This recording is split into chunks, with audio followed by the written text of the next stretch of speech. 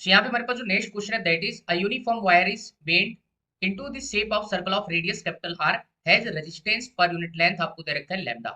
A battery is connected across point A and B आपको दे रखा है which subtends an angle of 90 degree at its centre as shown in the figure बताया है। Find the equivalent resistance of this circuit. Okay, option आपको दे रखे हैं just you can see भाई। ठीक है, बड़ा ही डरावना सर्किट बना के दिया है, लेकिन इसमें जो है डरने की जरूरत है नहीं बेटा, अपन आराम से जो इसको उड़ा दे। तो भाई रेजिस्टेंस पर यूनिट लेंथ आपको दे रखा है लैम्डा।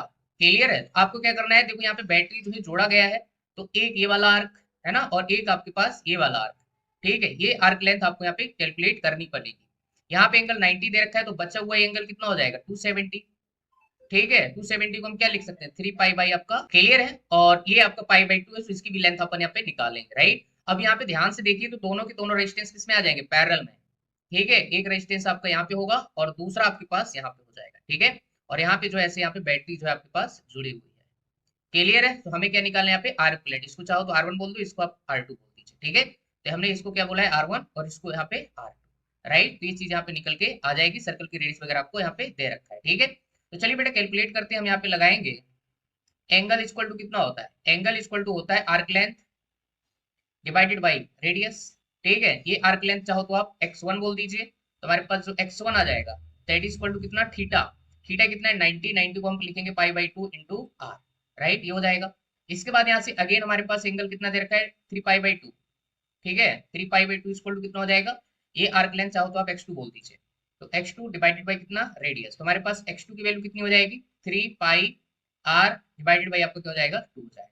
ठीक है, अब यहाँ पे रेजिस्टेंस पर यूनिट लेंथ कितना दे रखा है लैम्डा, तो x1 के करस्पॉन्डिंग आपके पास रेजिस्टेंस कितना आ जाएगा यहाँ पे निकालेंगे, है ना। लैम्डा से मल्टीप्लाई करा दीजिए x1 और x2 में, तो आपके पास टोटल रेजिस्टेंस निकल आएगा। क्लियर है? अब ये दोनों के दोनों पैरेलल में जुड़े हैं, तो पैरेलल का फार्मूला लगा देंगे, आंसर आ जाएगा। ठीक है, दो रेजिस्टेंस जब पैरेलल में जुड़े होते हैं तो R1 R2 डिवाइड बाई क्या होता है R1 प्लस आपका R2। क्लियर है? चल ठीक है, तो हमारे पास यहाँ पे R1 R2 की वैल्यू हो जाएंगी आफ्टर मल्टीप्लाइंग विद लैम्डा। अपन वैल्यू सब्स्टिट्यूट करेंगे तो हमारे पास R इक्विवेलेंट इक्वल टू आ जाएगा pi by 2 into R into lambda, multiply यहाँ पे हो जाएगा 3 pi by 2 into R into lambda, और डिवाइडेड बाई नीचे कितना हो जाएगा बेटा, दोनों को ऐड करेंगे तो कितना हो जाएगा देखो आपका 3 और ये 1 4। ठीक है, पाई आर लैम्डा डिवाइड बाई कितना हो जाएगा आपका 2 हो जाएगा। क्लियर है?